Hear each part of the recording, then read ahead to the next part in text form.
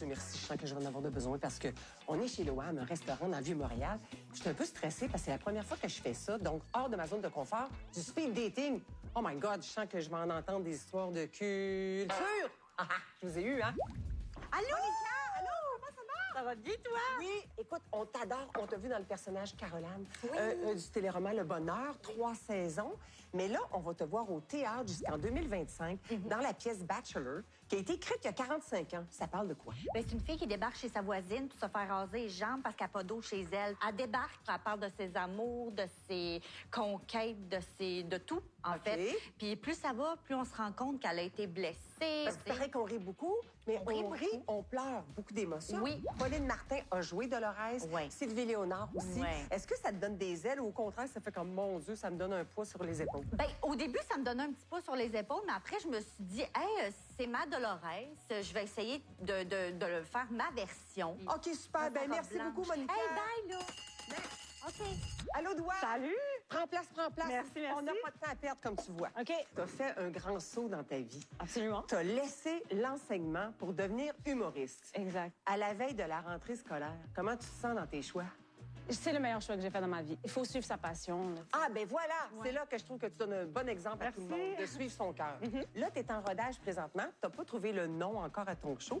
C'est quoi le sujet de prédilection dans ce show-là? C'est un show qui va vraiment m'introduire, moi, en tant que personne, en tant qu'humoriste, en tant que femme. Donc, c'est vraiment au sujet de ma vie, de mes expériences amoureuses, de l'enseignement. Puis, tu sais, c'est un peu de ma culture, un peu un mélange de tout qui je suis, là. En plus, tu es actrice! C'est nouveau. Là, on va te voir dans un film qui va être à l'affiche le 13 septembre, Tout stocké. Oui. Tu vas jouer aux côtés de Julie Le Breton et de Dominique Paquet. Oui. Ça parle de quoi, Tout stocké? C'est une femme qui est monoparentale, qui rencontre un chef qui vient faire un peu sa vie ici au Québec. Et puis, il s'embarque dans une aventure où est-ce que la petite de cette femme-là essaye de commencer à faire de la cuisine et tout. Puis c'est lui qui va la coacher contre le gré de sa mère qui va un peu suivre la... OK, super. Ben merci, Doua. Merci, Claudine. Next. Bonjour, Catherine. Bonjour. Contente de te rencontrer. Moi aussi, pareil. Enfin, on va pouvoir te voir jouer au TNM du 10 septembre au 5 octobre dans la pièce La femme qui fuit, inspirée du livre de Anaïs Barbeau-Lavalette. C'est ta grande amie. Oui. La façon dont le spectacle est fait, c'est vraiment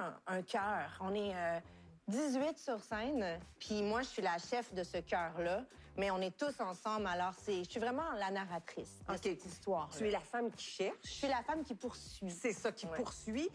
C'est beaucoup d'émotions. Tu dois sortir comme vidée, moi, à chaque représentation. Le texte est tellement fort que pour qu'on puisse le transmettre au public, on veut que le public, ce soit lui qui ressente, parce qu'en ce moment, quand on lit, on n'arrête pas de pleurer.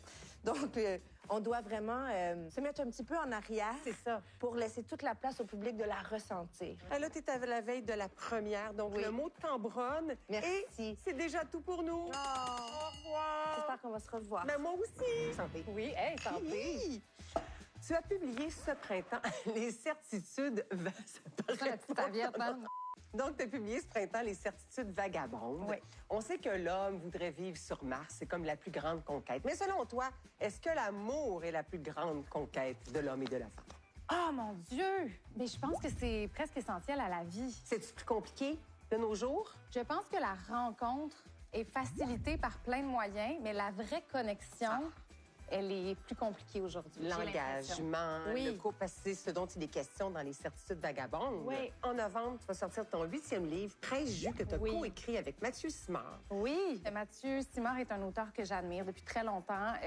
Je l'ai approché pour faire un projet ensemble. On a créé cette histoire-là de Presse Jus et c'est deux personnages qui s'écrivent des lettres. Du courrier par la poste, là, la vieille technique de relation épistolaire et se crée une relation entre les deux. Il y a un côté, il y a vraiment une référence au Presse Jus dans le livre qu'il faut lire pour la connaître. Ah, on a hâte de lire ça. Ouais. Merci beaucoup, Valérie. Merci. Au revoir. Salut. Allô, Ivani. Salut. Tu danses depuis l'âge de 15 ans. Oui. Ça a été quoi l'élément déclencheur, le coup de foudre avec la danse? C'est grâce à Linda Veilleux, ma professeure de danse, que j'ai eu la piqûre. Fait que là, suite à ça, J'improvisais un petit peu partout, là. OK. Donc, danse contemporaine, c'est ta formation. Oui. Après ta formation, tu es allée 4 mois dans l'Ouest canadien pour apprendre une danse traditionnelle de powwow. Oui, danse powwow, qui est la danse fancy char. C'est une danse qui exprime l'audace féminine. Girl power? Oui. Et là, je pense que tu vas nous le partager du 13 au 16 novembre un petit peu, peut-être en partie dans ton spectacle à l'Agora de la danse. Oui. Qui va s'intituler Wasibeguk. Wasibeguk. Au-delà des montagnes. OK. Mais voilà, c'est déjà tout. Ben, ça m'a fait plaisir. C'était vraiment de la culture en concentré, puis moi, je vous recommande d'aller à la rencontre de nos artistes.